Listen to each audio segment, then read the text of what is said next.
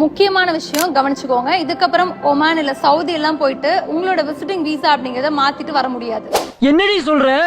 Visit விசால 2 முக்கியமான update இப்போ வந்திருக்கு. ரூல்ஸ் சேஞ்ச் பண்ணிருக்காங்க.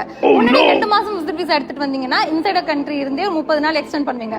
அதுக்கப்புறமா உங்களுக்கு தேவை அப்படின்னா ஒமானோ சவுதியோ போயிட்டு சேஞ்ச் பண்ணிட்டு வருவீங்களா, அந்த ப்ராசஸை UAE ஃபுல்லாவே ஸ்டாப் பண்ணிருக்காங்க.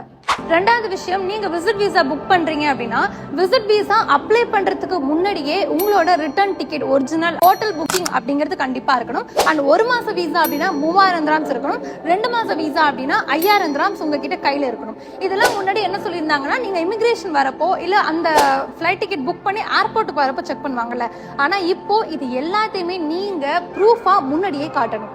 கமெண்ட்ல எல்லாரும் இல்ல நான் இப்போதான் வந்தேன் அப்படின்னு சொல்றீங்க. பட் உண்மையாவே நிறைய பேருக்கு இந்த விசிட்டிங் வீசா அப்படிங்கிறது ரிஜெக்ட் ஆகுது, கேன்சல் ஆகுது. நிறைய டிராவல் ஏஜென்சிஸுமே இதை சொல்லியிருக்காங்க. கலீஜ் டைம்ஸ்லயுமே கன்ஃபார்மா இந்த ஒரு விஷயத்த நியூஸாவே வெளியிட்டிருக்காங்க. விசிட் வீசா மிஸ்யூஸ் பண்றதை தவிர்க்கிறதுக்காக தான் UAE கவர்மெண்ட் இந்த ஒரு ஆக்ஷன் எடுத்திருக்காங்க அப்படின்னு சொல்லியிருக்காங்க. ஸோ இந்த வீடியோவை ஜாப் தேடி UAEல இருக்கிற உங்க ஃப்ரெண்ட்ஸ் அண்ட் ஃபேமிலிக்கு, இல்ல விசிட் வீசா முடிய போற சிச்சுவேஷன்ல இருக்கிற உங்க ஃப்ரெண்ட்ஸ் அண்ட் ஃபேமிலிக்கு ஷேர் பண்ணுங்க.